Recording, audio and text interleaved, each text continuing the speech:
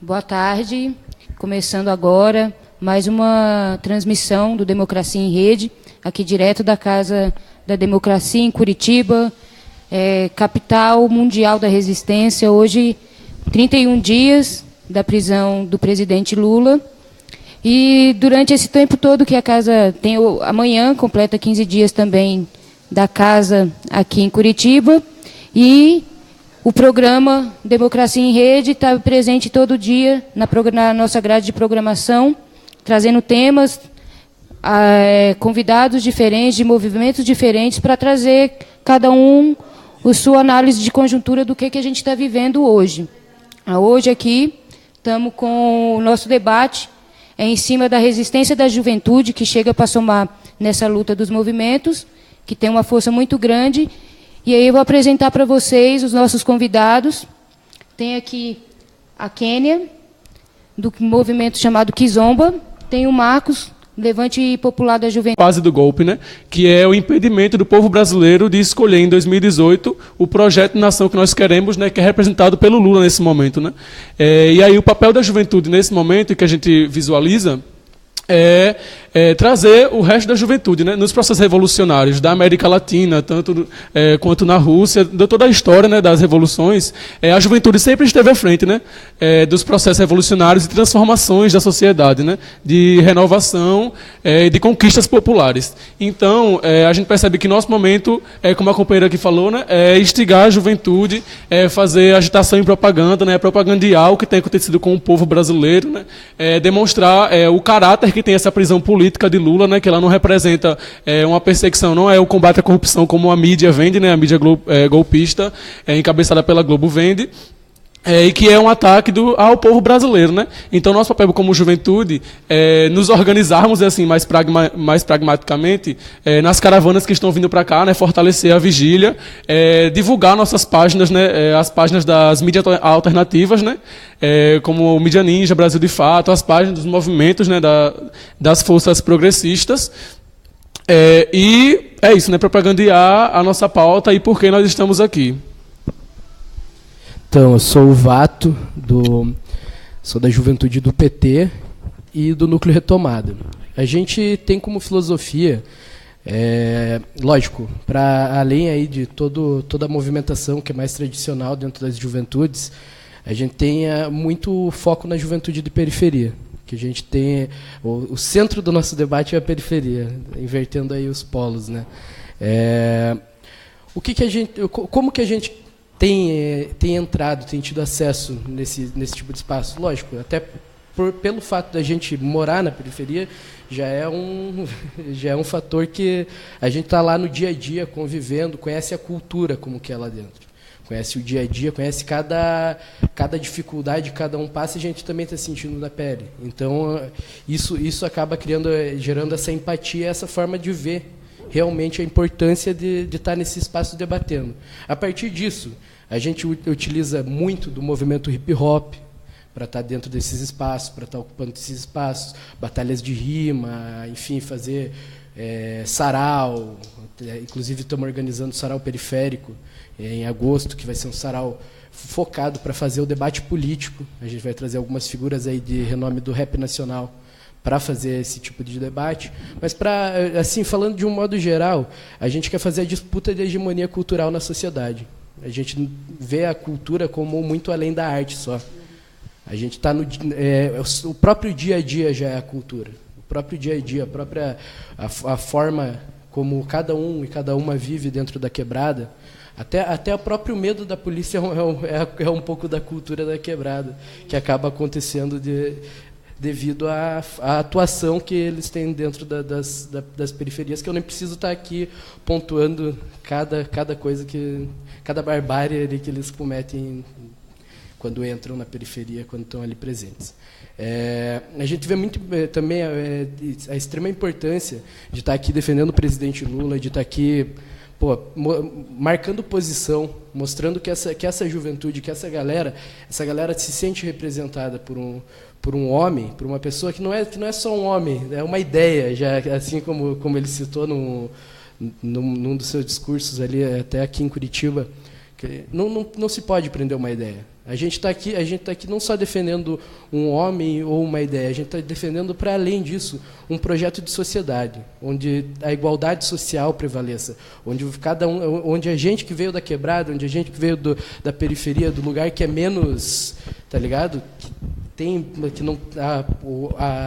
O Estado muitas vezes não chega. A gente tem essa luta para que a gente também tenha vez e voz. E o presidente Lula foi quem mostrou para a gente que a gente podia fazer isso. Mostrou para a gente que a gente era gente, porque antes a gente era tratado igual bicho.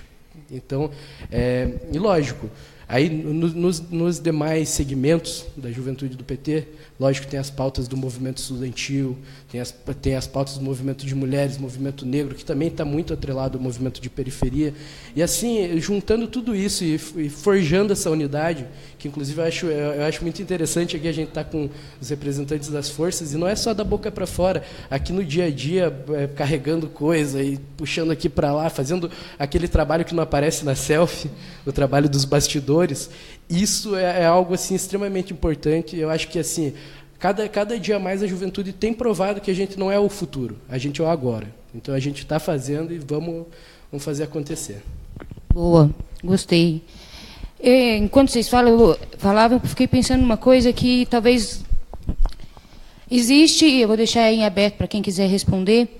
Hoje, com a juventude, tem uma grande descrença sobre as lideranças políticas, né? Sobre a política e, principalmente, as figuras políticas.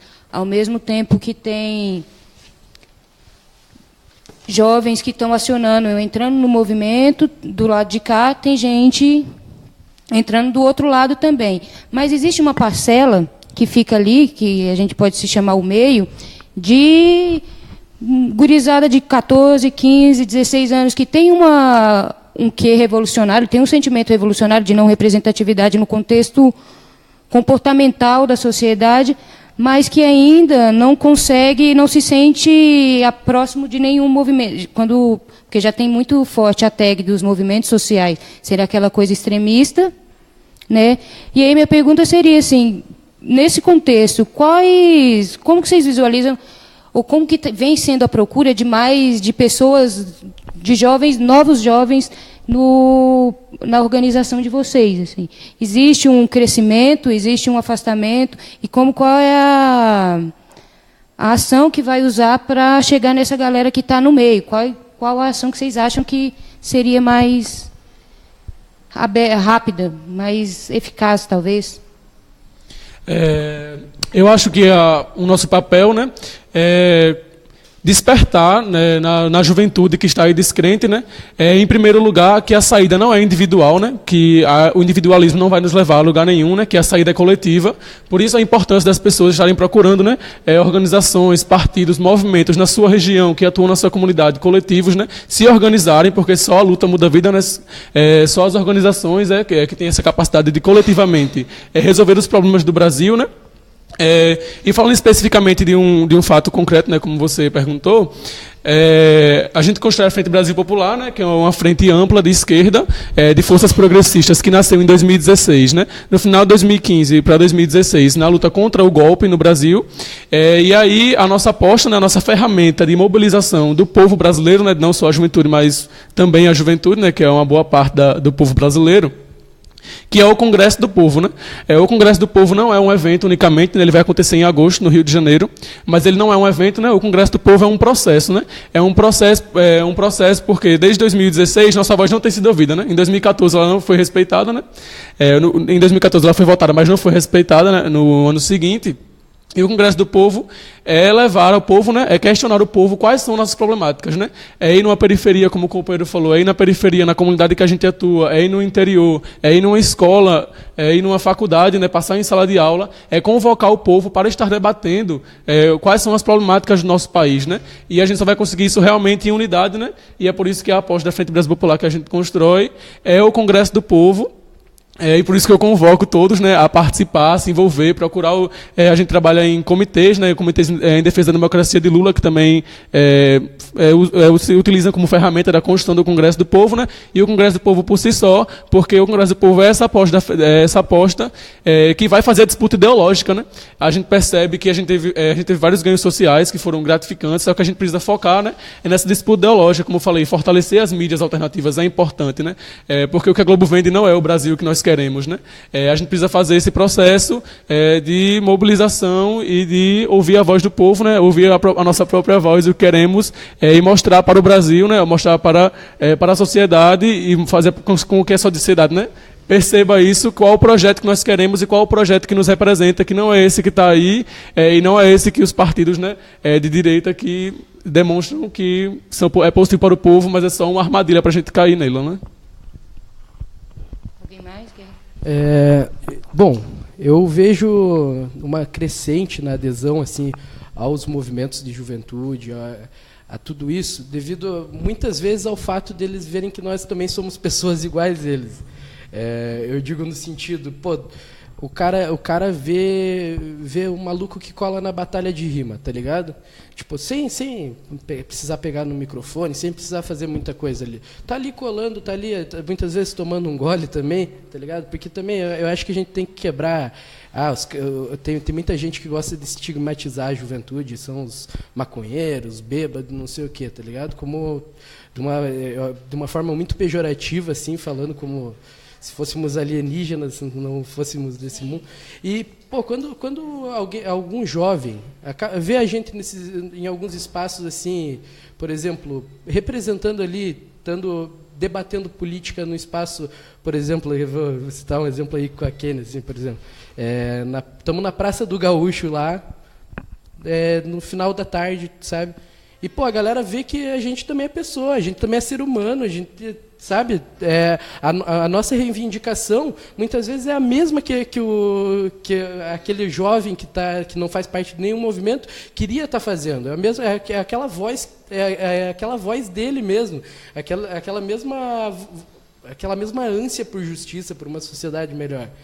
Só que às vezes eles veem também como algo muito distante. Quando eles percebem que as pessoas dos movimentos são pessoas normais também, são trabalhadores, sabe? Eles acabam, pô, esse maluquinho, essa mina aí é igual eu, velho. Pô, qual fita? Por que sabe, que você quebra aquele paradigma que tem entre as coisas.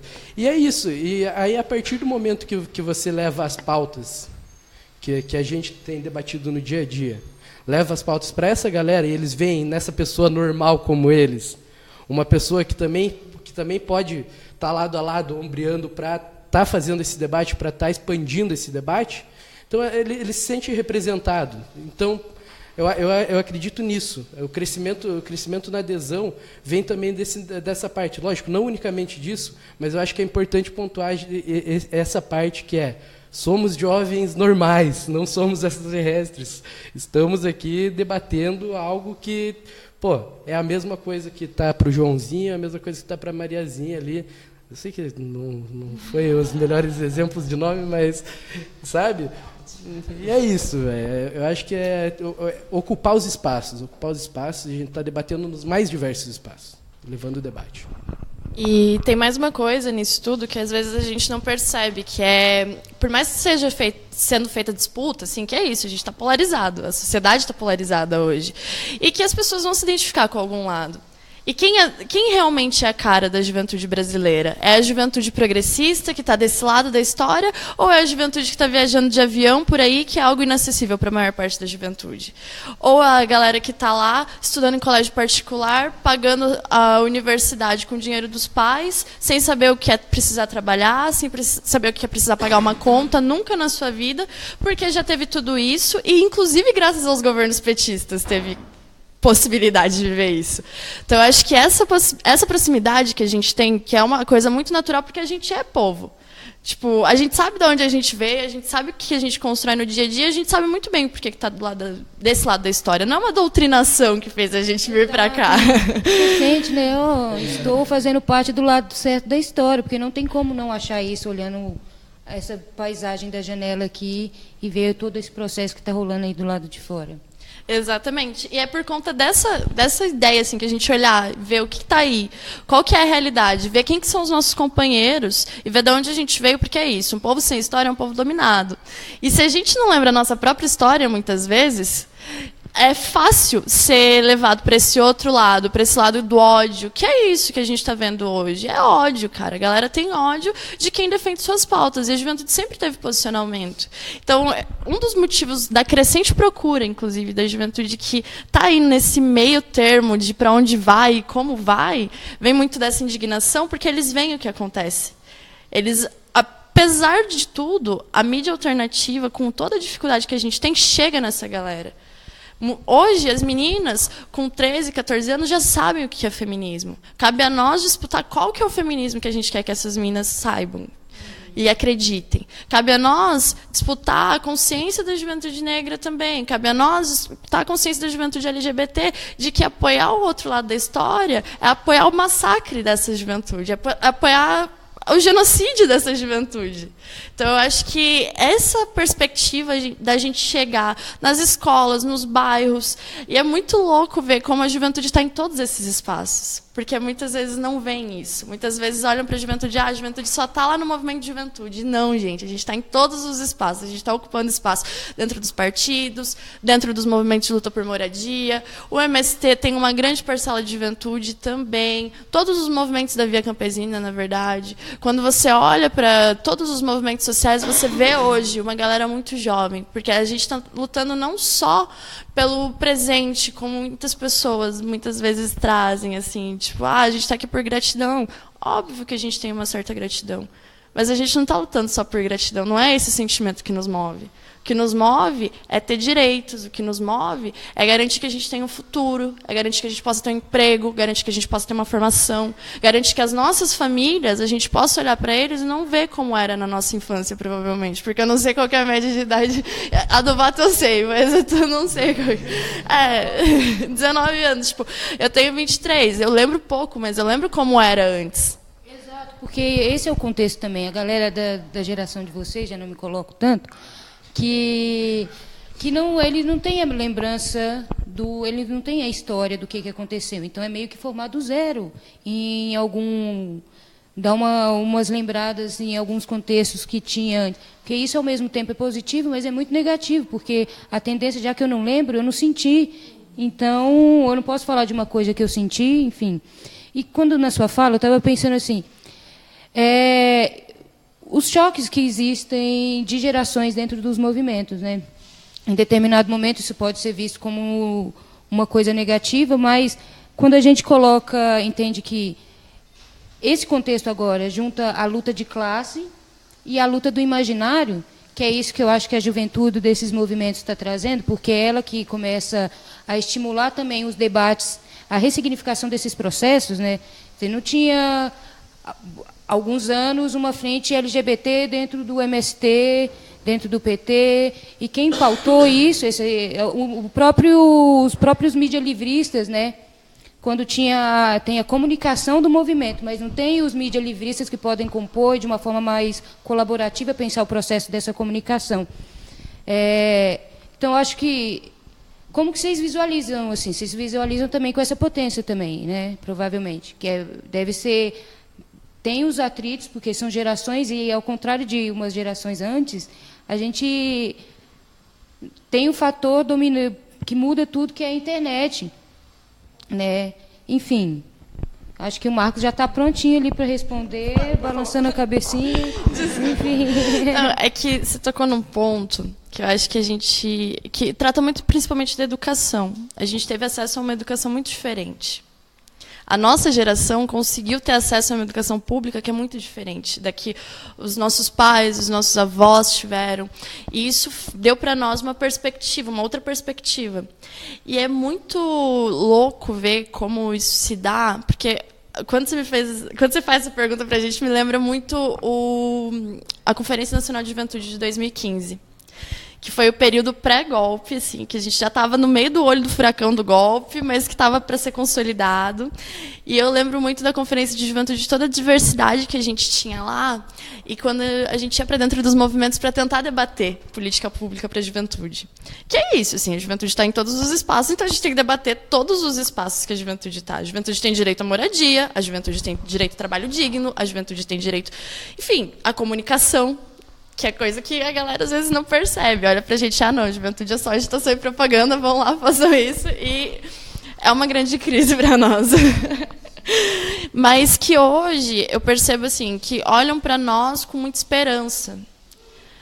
Mas essa esperança, muitas vezes, ela não se reflete no contexto atual. Porque a esperança, ela remete muito a futuro. E quando a gente está nessa coisa do futuro, a gente esquece de cenas como foi a Conferência Nacional de Juventude, que foi a primeira oportunidade de muitos jovens de estarem debatendo e formulando a política. Porque foi a primeira oportunidade que eles tiveram de estar ali e olhar para aquilo e formular algo para o futuro deles e para aquele presente que eles estavam vivendo, e não ser só observado como uma pessoa que está ali para fazer volume, ou que está ali para animar a galera, ou que está ali para fazer um cartaz bonitinho, uma faixa. Então, essa sensibilidade, a gente tem que fazer a disputa todo dia com a nossa galera, com os nossos adultos, velho, não sei, companheiros que não são jovens ao mesmo tempo. Gente, juventude não é um estado de espírito, acho que é importante lembrar isso. Juventude não é um estado de espírito, apesar de ser muito legal ser jovem, mas tem muitas dificuldades. Mas essa disputa a gente faz no dia a dia, dentro desses espaços. E é uma disputa muito difícil, porque muitas vezes a nossa voz não é ouvida, assim. É bonitinho ver um jovem falando. Muitas vezes a gente vê isso dentro dos espaços, que a galera olha, nossa, que bonitinho, olha aquela jovem falando, olha aquele jovem, nossa, tão novinhos e já estão aí na luta. Gente, a gente está na luta há bastante tempo também. E não vem dar carteiraço na gente que vocês estão há 30 anos na luta, porque o tempo muda, o tempo passa e os métodos mudam. Os métodos precisam se modificar. Porque se a gente não modifica eles, a gente deixa de falar com a realidade. Nessa pegada, né, da relação da troca de gerações, da renovação das gerações, das mudanças sociais, né, eu concordo muito, né, com o que Kênia falou, e eu acho que a gente também tem que se debruçar um pouco sobre o nosso leito histórico, né, de onde nós viemos, né, da geração que lutou por direito, soberania e democracia, e hoje está sendo atacada, né, à torta e à direito. Eu acho que o nosso papel é resgatar aquilo tudo de bom, né? Fazer autocrítica, por exemplo, como pautas da juventude que sempre foram deixadas de lado, né? Pautas da sociedade e da juventude também, né? Como negros, mulheres, negros e negras, mulheres e LGBTs, né? Que hoje está à tona. E nosso papel nesse processo, inclusive, na verdade, vou até comentar um pouco, né? Da União Nacional dos Estudantes, que nos anos 90, nos anos 60 e 70, né, fez uma grande, foi bem combativa, né, fez uma grande oposição ao regime autoritário, né, ao regime militar, justamente nessa tríade, né, da soberania, da democracia e de direitos, defendendo essa tríade, né, da democracia, soberania e direitos. E aí a gente está voltando agora esse ano, né, já está passando por vários estados, que é a Univolante, né, que é esse papel de ir para os espaços, né, ocupar os espaços, e que também não são limitados às universidades, né. A questão da educação, ela afeta toda a juventude, né. A União Nacional dos Estudantes, ela não representa só os estudantes, né? Ela representa o povo brasileiro, né? A pauta do povo brasileiro, porque nós somos filhos da classe trabalhadora, se estamos na universidade ou não, se estamos na escola ou não, né? E aí a Univolante vem com essa proposta, né? De resgatar a cultura, a arte, de nos colocar como fazedores da política, né? Como construtores da política, e não só como agitação de propaganda, né? Eu acho que a gente tem que intencionalizar esse processo, né? A unidade e a organização, né? A unidade é a bandeira da esperança, né? A gente diz dentro da Uni, né? Que é a atual gestão, né? Composta por quase todas as forças de esquerda, né? E eu acho que esse papel é o que a gente tem de importante, né? Bom, chegou num ponto que eu gosto de falar, mas eu vou tentar ser bem sintético aqui. Cara, a transição geracional, a galera gosta de falar, até os velhos gostam de usar isso aqui, porque os jovens e tal, os meninos vão lá fazer aquela panfletagem, não sei o quê. Pô, velho, tá ligado? Aí eles acham que eles estão empoderando muitas vezes por botar nós fazer panfletagem e ficar carregando o piano só. Não que a gente não faça tarefa, não, né? A gente é tarefeiro, a gente vai lá, bate escanteio, cabeceia e depois comemora o gol ainda, tá ligado? É assim que tem que ser. E outra coisa, a gente lutou, aí falando no campo da juventude do PT, lutamos para ter cotas a serem cumpridas nos cargos de direção para a juventude. E a nossa luta é para além disso. Não é ter jovem só para ficar cumprindo cota. Não. Se for isso, é mais do mesmo. A transição geracional, como eu gosto de falar, assim, ela não se dá só na faixa etária, mas ela se dá no campo das ideias. Então, assim, a transição geracional ela é uma renovação na filosofia do partido, de uma certa forma, na forma de ação. Não é. E falam. Desculpa. Essa gripe pegou uma galera, né? Deixa eu recapitular aqui. A juventude tem que ser mais radical que a direção. Eu não estou falando daquele radical que parece que é aquela criancinha que se joga no chão do mercado quando não ganha o docinho, tá ligado? Eu digo radical não só naquele termo academicista, porque é aquela coisa impraticável, mas radical na prática, no fazer acontecer. Essa a diferença. E assim, se não tiver espaço, a juventude mete o pé na porta, tá ligado? Eu acho que tem que ser muito claro nesse sentido, assim, e botar ali aquele negócio para os velhos mesmo olhar e falar assim, porra, vamos dar espaço para esses jovens aí. E devagar a gente tem conseguido na política fazer isso acontecer. Até porque se a gente pega toda a mobilização de rua dos últimos anos, a partir de 2013, é fortemente feita por jovens, né? Então, tipo assim, retroalimentou todos os movimentos de uma forma muito forte. Quando é aplicado o golpe e vem todo o processo de resistência, e principalmente quando tem as ocupações na escola, eu acho que ali também dá uma mudança na perspectiva que várias pessoas de outras gerações tinham em relação aos movimentos de juventude e principalmente naquele contexto específico de secundaristas. Eu acho que mas isso seria um adendo mais em relação à sua fala, mas quando o Marcos falou uma coisa que eu achei interessante de colocar. Nesse contexto que a gente está, né, a esquerda, a gente vive um cenário que talvez foi um grande sonho por um tempo, assim. Quando eu me descobri esquerda, eu falava, porra, mano, por que a galera não dialoga entre si, pensa em uma pauta única e vão, porque o inimigo é outro. E, assim, era uma coisa muito simples de visualizar, mas entendendo as correntes políticas, claro.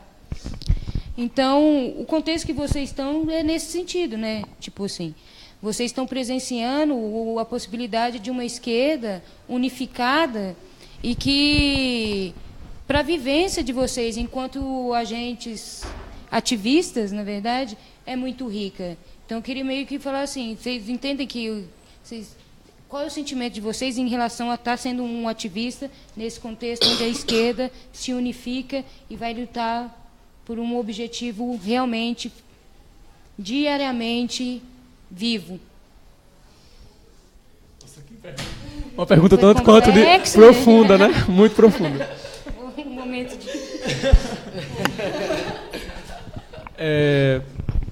Eu acho que esse momento, né, de unificação da esquerda, né, de polos que tiveram afastados durante um tempo, mesmo sendo progressistas, né, mesmo defendendo um projeto amplo de país convergente, né, me dá pelo menos muita esperança, né? Eu acho que para toda a juventude, né, dá muita esperança ver pessoas, né, que tinham divergências mínimas, né, comparada ao macro do que é a política brasileira, a latino-americana, né, E só pegando um pouco da fala aqui, eu acho que, e retomando um pouco sobre o papel da juventude, né, a gente precisa ser o fermento, né, de todo esse processo. Né?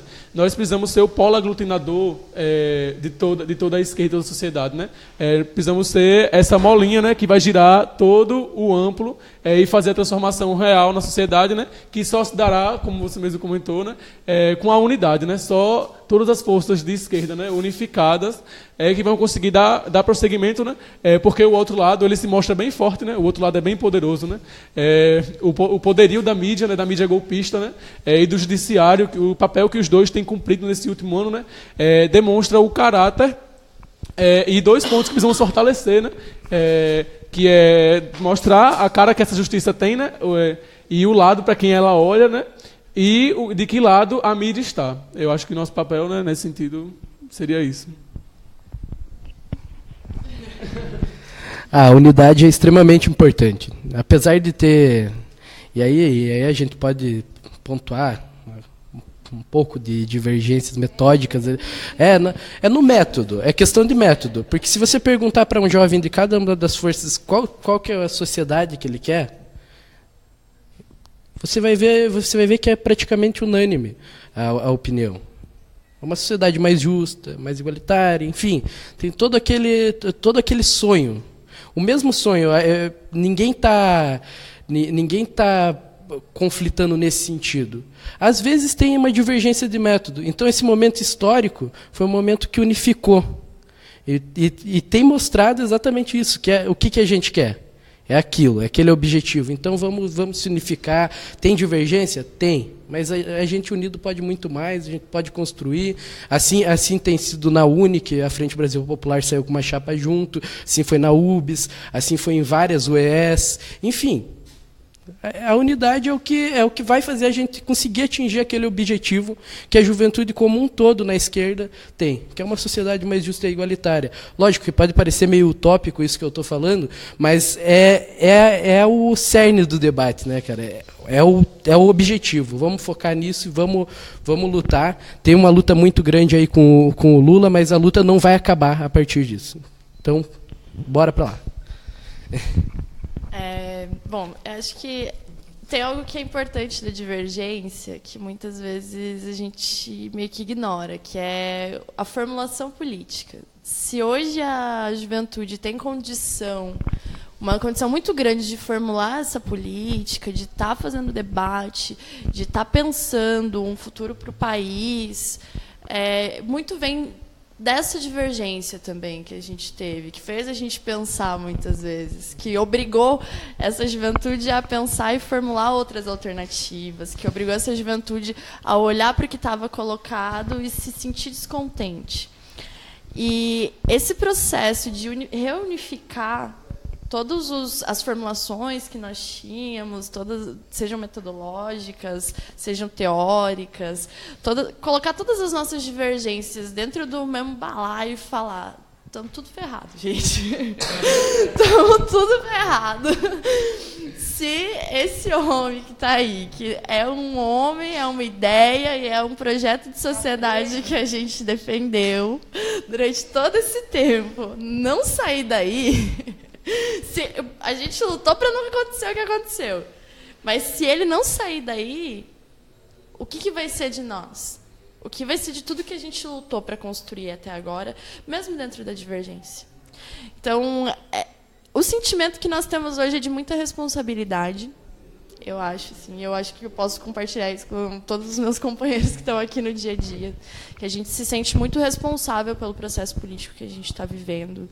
E mesmo não tendo cometido os erros, tendo cometido acertos ou não tendo, enfim, a gente sabe da responsabilidade que a gente tem. A gente sabe da responsabilidade que a gente tem, não só por nós, que isso é muito importante, esse sentimento de coletividade, esse sentimento de conseguir olhar para o próximo e pensar que a luta que está sendo travada aqui, no país inteiro, porque que bom que Curitiba deixou de ser a República de Curitiba e se tornou a capital mundial da resistência, mas que essa luta está sendo travada em todos os cantos. E que há um avanço no liberalismo que coloca a gente contra a parede, e que trata das nossas vidas, que trata das nossas relações pessoais, que trata das nossas relações humanas. que, por pior que seja, a gente está deixando de pensar no próximo. A gente chegou num ponto em que direitos humanos são questionados, chegamos num ponto em que os direitos como um todo da sociedade são questionados, que a liberdade é questionada. Então, se nós não nos questionarmos nesse momento, se nós não nos responsabilizarmos, se nós não tivermos coragem e muita resistência, é o momento em que a gente está tendo realmente... não é uma última cartada, que eu acho que sempre existe muita resistência, a gente já provou isso em vários momentos, mas vai ser muito difícil da gente conseguir se reconstruir, mas que esse processo de unidade que está colocado para nós dá a esperança da gente conseguir se reconstruir, dá a esperança da gente conseguir garantir que essa resistência perdure, e não só a resistência, o avanço, porque a gente provou aqui, está provando com essa vigília, esse acampamento, que se mexem com um de nós, estão mexendo com todos. Assim como foi com o assassinato da Marielle, assim como foi com inúmeros outros processos que a gente viveu de violência nesse último período e em outros momentos da nossa história. Então, essa pegada da juventude de conseguir ter essa responsabilidade, conseguir ter esse mix de resistência e responsabilidade e consciência e muita coragem para estar aqui resistindo e lutando é algo central para nós, é algo que eu acho que todo mundo tem, e que bom que a gente tem isso, principalmente, e só é possível a gente sentir isso em uníssono porque a gente está num processo de unidade, realmente. Sim, é tipo, de uma forma muito simplória falando, há males que vêm para bem, talvez, né? Não tentando minimizar a situação, mas ver toda essa unidade talvez te dá dá uma revigorada para continuar na luta. Enquanto vocês falavam, passou uma pergunta que, quando fazia parte do processo, estava na escola, ensino médio, escola pública, tinha uma participação, a gente tinha o acesso de muitos movimentos ali, em atividades de formação, era na época do governo PT e tudo mais. E depois do golpe, assim, como que é esse processo de atividades que vocês têm como movimento de juventude, atividades dentro da escola ou dentro de qualquer espaço público, dirigido pelo, enfim, qualquer espaço público, de inserir a ideia, a proposta junto com a galera? Tipo, tem esse acesso ainda? Como que é? Tipo, a diretora da escola ainda tem aquele... Não vai entrar, são os comunistas, ou existe um processo em alguns cenários mais fáceis para isso?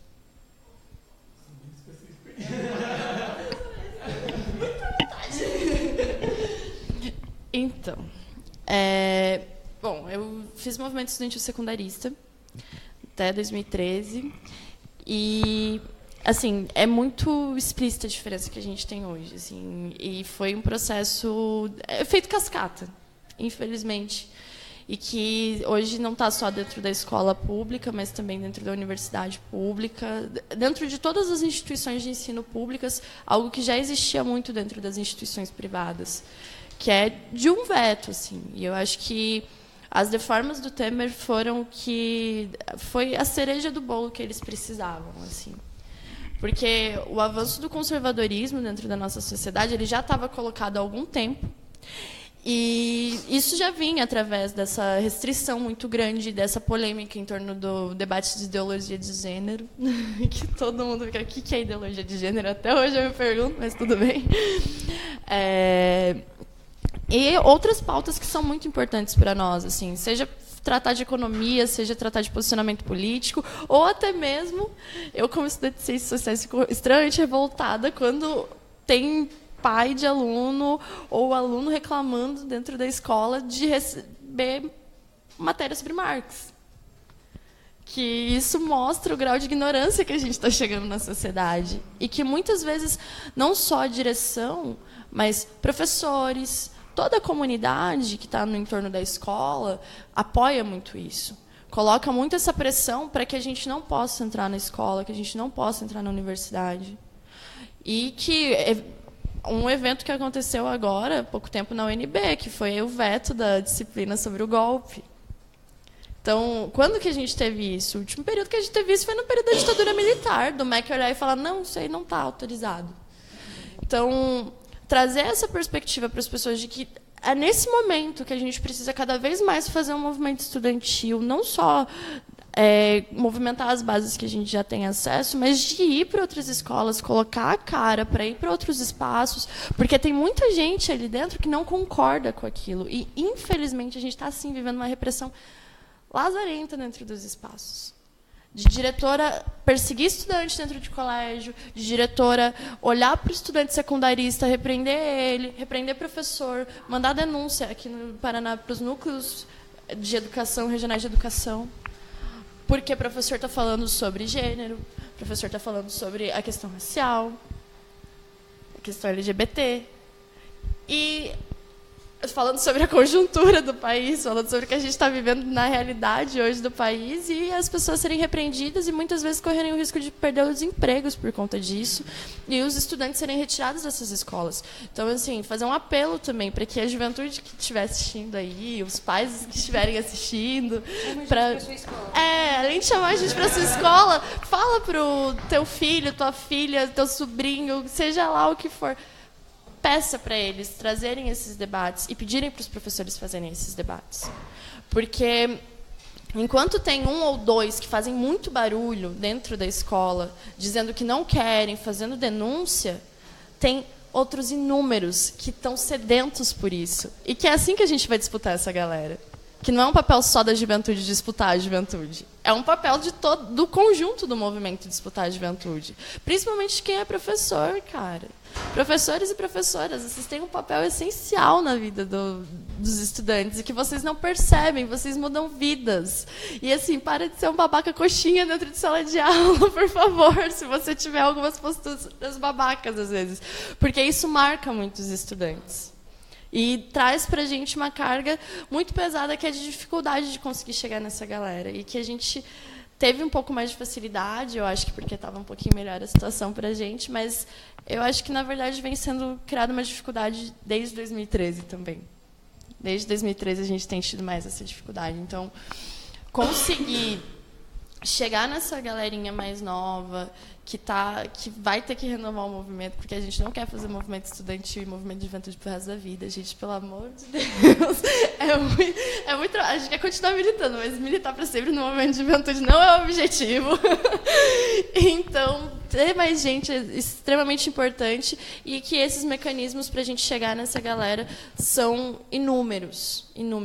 E que a gente quer doutrinar mesmo, gente. Não é brincadeira, não. A gente quer doutrinar, sim, porque vocês doutrinam todo dia nas escolas. A direita doutrina todos os dias nas escolas. É só pegar um livro didático e ver qual é o conteúdo do livro didático. Que lá vai estar escrito Revolução de 64 e não ditadura. Não golpe militar. Então, eu acho que ter essa perspectiva de que vocês têm um papel central é muito importante para a gente conseguir superar as dificuldades que está tendo hoje.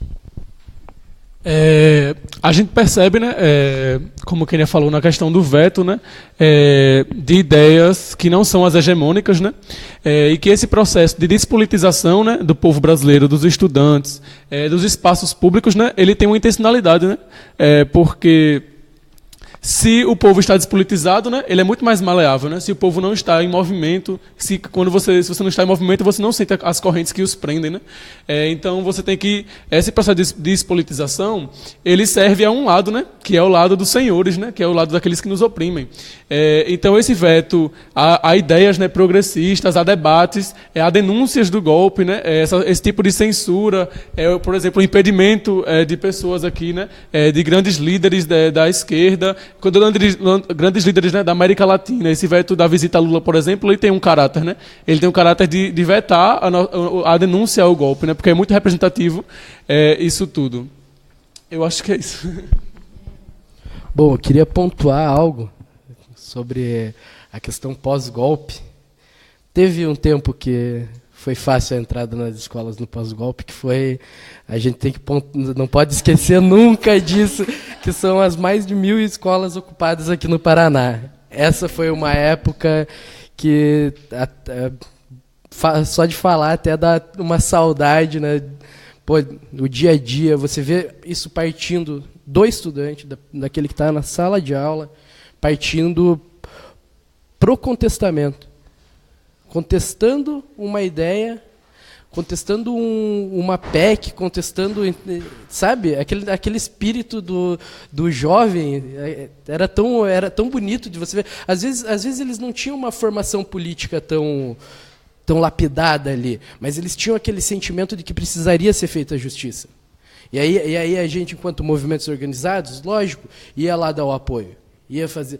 E aí o negócio ficava uma parada muito louca, cara, porque, lógico, falando aí bem, porque você via que eles tinham esse desejo, essa vontade de saber mais sobre o que é o movimento organizado. Eles queriam saber mais sobre como funciona o sistema. Então esse tempo de ocupações foi um espaço de formação muito grande, foi um espaço cultural muito grande. Então, cara, a escola não representava, né? Que a escola não representa exatamente, isso. E eles conseguiram fazer, e isso que foi legal. Aí o Beto Richa, dando a entrevista, falava que eles nem sabiam o que estavam fazendo, que eles estavam lá só dormindo na escola, e não, eles faziam questão de levantar cedo e fazer a escola ter vida assim como ela tinha antes da ocupação, porque ela não estava ali sendo bloqueada, ela estava sendo ocupada, e o ser ocupada consiste em ter atividades permanentes ali. Então, porra, foi sensacional. Os coxinha queriam ir lá bater nos estudantes, fazer eles se organizavam, ficavam acordados de madrugada para fazer segurança, enfim, uma organização muito grande, e eu não podia deixar de pontuar essa parte das ocupações. Maravilha. Eu tinha lembrado mesmo, estava nesses dias lembrando o quanto o Paraná foi importante nesse processo. A produção avisa que já estamos fechando nosso programa. Queria fazer o clássico, cada um deixe sua contribuição final. Em relação a, resumidamente, isso que todo mundo falou, mas principalmente específico desse processo no acampamento, assim, tipo, a mensagem de vocês, tipo, convidando a galera para vir, falando das agendas que vão ter, enfim. Graças já. São tempos difíceis para sonhadores, pero no mucho. Então, bom, obrigada, Kênia, por ter vindo. Valeu, Marcos, valeu, Vado. E é isso. Retomando um pouco dos elementos que já foram ditos aqui, né? Essa vigília representa, né, um dos maiores polos, o maior polo de resistência mundialmente, né, do povo brasileiro, e também representa uma grande unidade, né? A gente vê tudo, como já foi comentado, né, sobre a unidade, e que só essa unidade pode retomar o pacto brasileiro que foi quebrado, né, em 2016 e está sendo quebrado diariamente, né? O ataque à Constituição, o ataque à democracia, à soberania e aos direitos do povo brasileiro, né? A defesa de Lula representa a única chance que nós temos, né, nesses tempos, a figura que ele representa, o ideal que ele representa, o projeto político que Lula representa, né, é a chance do povo brasileiro, né, de furar esse cerco que estamos vivendo de ataques e seguir em frente nas transformações da sociedade brasileira, né? Por isso a grande importância de toda a juventude, né, de todo o povo brasileiro estar se somando às caravanas, né, contribuindo da forma que puder, seja compartilhando, seja curtindo as páginas, as mídias alternativas, ou seja, contribuindo, né, na construção do Congresso do Povo e das brigadas de ação e propaganda que estamos fazendo em todos os estados, né? Eu acho que é isso. Muito obrigado. Lula livre, né, fora Temer, e Marielle vive. Bom, galera, eu vou ser breve, até pelo tempo estar curto aí, já acabando. Nunca é tarde para entrar aí para a luta, para vir se somar aí a essa luta. Então, se tiver alguém que estiver assistindo agora e passe, sentir, ter vontade de ajudar nessa função aí, cola com nós, que vai ser muito bem recebido. Eu tenho certeza que, seja qual for o movimento, aí eu posso falar, vim para a Juventude do PT, enfim, mas não é exatamente esse tipo de propaganda que eu estou querendo fazer. Eu digo assim, é um momento muito importante da gente reafirmar nossa posição e vir aqui conviver, saber o que está acontecendo realmente, participar das atividades, porque Lula vale a luta realmente, não é só uma frase, sabe? Então vamos colar junto, vamos fazer o bagulho acontecer, que a parada é louca mesmo, e cola com nós que é sucesso. Bom, queria começar dizendo que eu tenho muito orgulho de nascer curitibana, paranaense, brasileira, latino-americana, mulher, que está resistindo nesse espaço, que está vivendo nesse espaço, porque eu vi muita gente falando o contrário disso em muitos momentos, e não é só de agora que o povo paranaense resiste, não é só de agora que o povo paranaense e o povo brasileiro e latino-americano tem resistido a todos os golpes, todos os processos extremamente sanguinários que a gente viveu, infelizmente, e que se você não consegue vir para a vigília, que é um espaço assim de muita vivência e troca, construa a resistência onde você estiver. Que se é possível para nós estar aqui hoje, todos os movimentos que estão aqui é porque tem muita gente no país inteiro, no mundo inteiro, lutando junto com a gente e ajudando a gente e construindo essa resistência junto com a gente. E, acima de tudo, que a ideia que o Lula representa para nós é uma ideia do que foi o nosso passado recente, do que é o nosso presente e o que pode ser o nosso futuro. Que essa ideia não vai morrer. O Lula está preso, mas essa ideia está correndo aí por todos esses cantos. E essa ideia, para ser construída, precisa ser construída conosco, em cada um dos espaços, em cada uma das escolas, cada uma das comunidades, cada uma das universidades, cada local de trabalho. Porque só assim a gente vai conseguir manter essa ideia cada vez mais viva e conquistar cada vez mais gente, porque eu acho que, além de tudo, o objetivo que a gente está construindo aqui é de uma outra sociedade. Essa vigília, esse acampamento e toda essa resistência mostram para a gente que realmente, roubar um pouquinho do que é o slogan do Fórum Social Mundial, um outro mundo é possível. Enfim, é isso, peoples, que ficaram acompanhando a gente. Vamos caminhando para o final. Amanhã, 14 horas. E amanhã, depois, até aquele homem sair da Polícia Federal, vamos estar aqui com Democracia em Rede. Obrigada de novo. É nóis. Valeu, pessoal.